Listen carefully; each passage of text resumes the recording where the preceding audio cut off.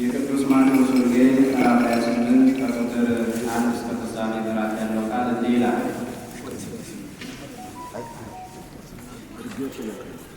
ቅዳሜ ሌሊት ለእሑድ አጥቢያ ማርያም መግደላዊትና ሁለተኛዋ ማርያም መቃብሩን ሊያዩ መጡ። እነሆ ታላቅ ውጽውጽታ ሆነ፣ የእግዚአብሔር መልአክ ከሰማይ ወርዷልና፣ መጥቶም ከመቃብሩ አፍ ላይ ያችን ድንጋይ አንከባሎ በላይዋ ተቀመጠ። መልኩ እንደ መብረቅ፣ ልብሱም እንደ በረድ ነጭ ሆነ። ከግርማውም የተነሳ መቃብሩን የሚጠብቁ ታወኩ፣ እንደ በድንም ሆኑ። ያ መልአክ መለሰ፣ ሴቶችንም እንዲህ አላቸው፣ እናንተ አትፍሩ፣ የተሰቀለው ኢየሱስን እንደምትሹ አውቃለሁና ከዚህ ግን የለም፣ እሱ እንደተናገረው ተነስቷል። ነገር ግን ኑ ተቀብሮበት የነበረውን ቦታውን እዩ። ፈጥናችሁም ሂዱና ለደቀ መዛሙርቱ እንደተነሳ ንገሯቸው። እነሆ ወደ ገሊላ ይቀድማችኋል በሏቸው፣ በዚያን ታዩታላችሁ። እነሆ ነገርኳችሁ። በፍርሃት በታላቅ ደስታ ከመቃብሩ ፈጥነው ሄዱ። ለደቀ መዛሙርቱም ይነግሩ ዘንድ ከኩለው ለደቀ መዛሙርቱ ሊነግሩ ሲሄዱ ጌታ ኢየሱስ በመንገድ ተገለጸላቸውና እንዴት ናቸው አላቸው። እነሱም ቀርበው እግሩን ይዘው ሰገዱለት።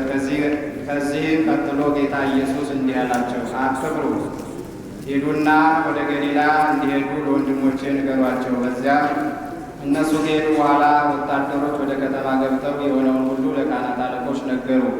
ተሰብስበውም ከሽማግሌዎች ጋር መክረው ለወታደሮቹ ብዙ ወርቅ ሰጧቸው። እንዲህም አሏቸው፣ ተኝተን ሳለ ደቀ መዛሙርቱ በሌሊት መጥተው ሰረቁት በሉ። ይህ ነገር በአሕዛብ ገዢ ዘንድ የተሰማ እንደሆነ እኛ እናሳምነዋለን፣ እናንተንም እናድናችኋለን። ነገራችሁንም እውነት እናስመስለዋለን፣ እንዳታዝኑም እናደርጋለን። ጭፍሮቹም ገንዘቡን ተቀብለው እንደመከሯቸው አደረጉ። ይህን ነገር እስከ ዛሬ በአይሁድ ዘንድ ሲነገር ይኖራል። 11 ደቀ መዛሙርትም ግን ወደ ገሊላ ጌታ ኢየሱስ ወደ አዘዛቸው ተራራ ሄዱ። ባዩትም ጊዜ ሰገዱለት። እኩሌቶቹ ግን ተጠራጠሩ። ጌታ ኢየሱስ ክርስቶስን ቀርበው ስልጣን ሁሉ በሰማይና በምድር ተሰጠ ሲል ተናገራቸው። ሰማይና ምድር ያልፋል፣ ቃሌ ግን አያልፍም ማለት ጌታ ለደቀ መዛሙርቱ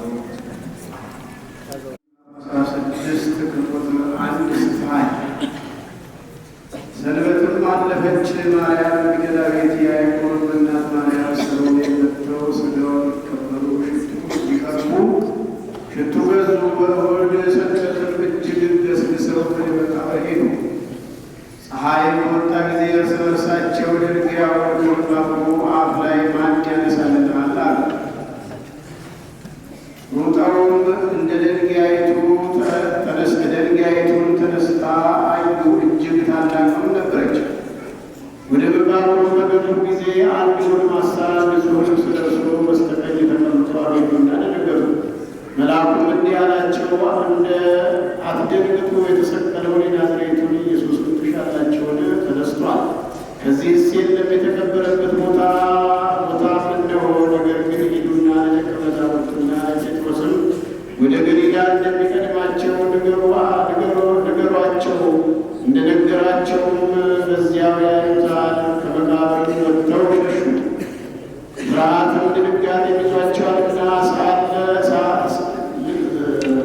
ይዟቸዋልና ስለፈሩም ለማንም ለማን አልተናገሩም። ያዘዛቸውንም ሁሉ ለጴጥሮስና ለወንድሞቹ ነግረው በፈጸሙ ጊዜ ከሙታን ተለይተው ከተነሳ በኋላ ጌታን ተገለጠላቸው።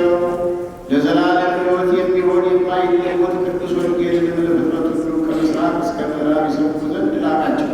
በተነሳ ጊዜ በእሑድ ሰንበት ማለዳ 7 አጋንንትን ላወጣላት ለማርያም መግደላዊት አስቀድሞ ታየ።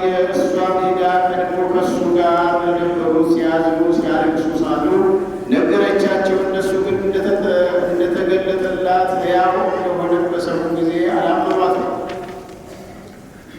ከዚህም በኋላ ከእነሱ ለሁለቱ ወደ ጫካ ሲሄዱ በሌላ ዓይነት ደግሞ ሄደው ለባልንጀሮቻቸው ነገሩ። እነሱንም ቢሆን አላመኗቸውም። ከዚህ በኋላ ደግሞ 11 ለምግብ ተቀምጠው ሳለ ተገለጠላቸው። ስለ ሃይማኖታቸው ጉድለት ገሰጻቸው። የልባቸውንም ጽናት ነቀፈ። ያዩትን እንደተነሳ አላመኑምና እንዲህም አላቸው፣ ወደ ዓለሙ ሁሉ ሂዱ፣ ለፍጥረት ሁሉ ወንጌልን ስበኩ። ያመነ የተጠመቀ ይድናል፣ ያላመነ ያልተጠመቀ ግን ይፈረድበታል። ይህች መልእክት በስሜ የሚያምኑትን ትከተላቸዋለች። በስሜ አጋንንትን ያወጣሉ፣ በሌላ ቋንቋም አዲስ ንግግር ይናገራሉ። የምድር አራዊትን በእጃቸው ይይዛሉ፣ የሚጎዳቸውም ነገር የለም። የሚገድል መርዝ ቢበሉ ቢጠጡ የሚነካቸው የለም። በድውያን ላይ እጃቸውን ይጭናሉ፣ ይዳስሳሉ፣ ድውያንን ይፈውሳሉ። ጆሮ ያለው መስማትን ይስማ አለ።